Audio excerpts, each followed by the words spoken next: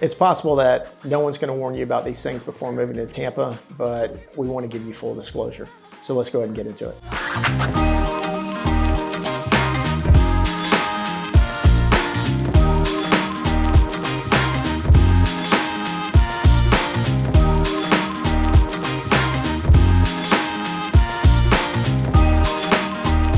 All about living in Tampa, and this list that we put together is, from family, friends that have come here and told me they wish they knew some of these things before they actually decided to move here.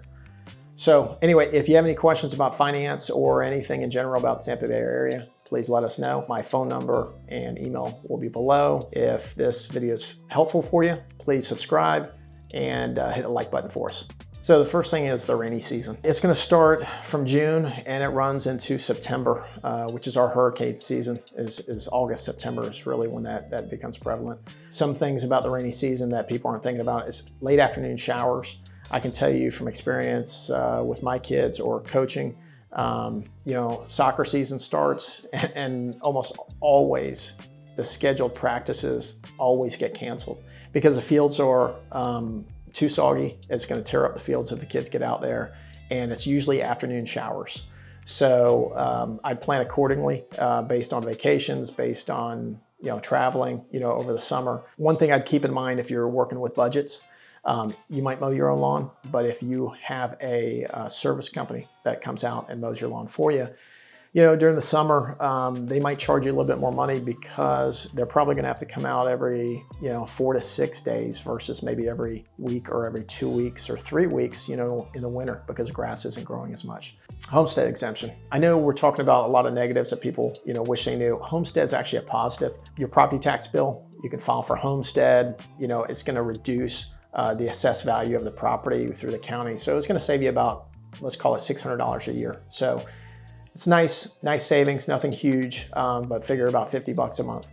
The main point I want to talk about homestead exemption is if you're within the city limits, it's a half an acre, property, primary residence. If you're outside the city limits, it allows up to, I believe, 10 acres. But it is going to protect that homestead if you ever were sued. If you ever get sued here in Florida, it's really important to try to pay your house off, your primary house off, before you pay off, let's say, an investment property. And that's one of the reasons. If somebody sued you, you could still live in your house and keep the house, and they wouldn't be able to access that. And that's a big factor for a lot of people. I've talked to different clients that have mortgaged their primary residence and paid off the investment properties. And in that scenario, somebody would not be able to touch their primary residence, which they owe a lot of money on, right? But they would be able to access the investment property. So if they had an investment property that they owned and it was, $200,000 in value, they would actually be able to access that. So anyway, just something I want to bring up. Obviously, everyone's situation is different, so you want to, consult with your own attorney or CPA, different things like that, in terms of what works best for you. But it's just a factor I wanted to bring up. Humidity. So Florida is, I would consider like subtropical. We're still very close to the equator as well. The humidity here is going to be a lot different than what most people are used to that are from northern states. Like, I know we went out to Las Vegas and went out to Nevada before. It's like a dry heat. And it gets really hot, it's like 100 degrees, but it's a dry type of heat, so it feels different. When you come here, it's like walking into a sauna is the best way I could probably describe it. The air feels really, really thick in the mornings at times when I'm out walking my dog. Sometimes I might have to take another shower or change shirts because as soon as you walk out there, you can feel it hit you. And unfortunately, sometimes, you'll start sweating right away, just something you have to prepare for. So if you're a runner, if your kids are playing athletics, make sure everyone's hydrated, prepare properly for any activities you're going to be doing outside. Flyover patterns is the next subject we're going to talk about. Depending on if you're moving to Florida, and I know my first house was in a flyover pattern for Tampa International Airport. Same thing with McDill if you're living in South Tampa. what you want to do is check and see if you can find out what the flyover patterns are of the planes, because a lot of times, you know, you can hear the planes. So if that's something that you don't want to be within a flight pattern, you know, there are certain areas of Tampa that you could try to avoid. So beaches is the next thing we want to get into. Here, the beaches are going to be a lot different than, you know, some other areas. Everything is more residential, so there's limited access to the beaches. They have certain public parking areas, like when I talk about some of the beaches, talking about like Siesta Key, Indian Rocks, Reddington, Madeira Beach, Treasure Island, you know, just to name a few, Clearwater Beach. A lot of the beach is going to be already developed. You're not just going to be able to pull up and just, you know, go. I'd probably plan accordingly, try to get out there early if possible. And there are certain free public parking accesses. But the majority of them, even if you do have to plan on paying, you know, depending on where you're at, you know, those parking lots get full very quick. So again, those are things you want to kind of account for. Also, I don't know if you guys have animals, pets, that kind of thing. There's certain beaches that you can take your dog to, and they're limited.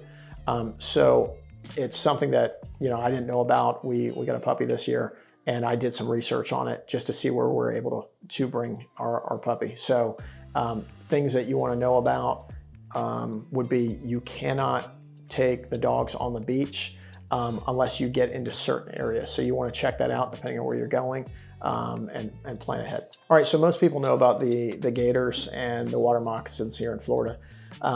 Common to neighborhoods would be alligators, water moccasins if you live on a lake, and bobcats are very common in neighborhoods that are even in you know, the suburbs of Tampa. Once you get a little bit further outside some of the suburbs, there are bears, black bears, there's panthers, the Florida panther, and also wild hogs and deer. So there are certain areas, you know, you'll actually see some signs, you know, if there's a deer crossing or, you know, bear crossing, different things like that, that aren't as, you know, prevalent in a normal neighborhood that you would see. If you do, like we have right now, a 4 or 5 foot alligator in our pond, you've got to call a trapper, and the trapper comes out if you see it. That's the only time they come out. So it's a little frustrating. It's a cat and mouse game, sometimes for a little bit, but eventually, you know, they relocate those reptiles, animals, whatnot. Speed limits, not a lot of people follow them here in Florida. I would say the average speed that people are going is probably anywhere between 10 to 15 miles per hour over the speed limit. I don't know if that's the same in your state, but I know on the interstate, usually it's anywhere between 55 to 70, and I see people flying by, you know, easily 10 to 20 miles per hour over the speed limit. If you're more city, you know, average is going to probably be 45 miles per hour, maybe 50 to 55. And again, probably going to see people going 50 to 60 miles per hour in the 45-mile-per-hour zones. 35, they're probably going 50 on average. So again, just something to make you aware of. Water softeners are more prevalent here. I actually have a Connecticut water softener.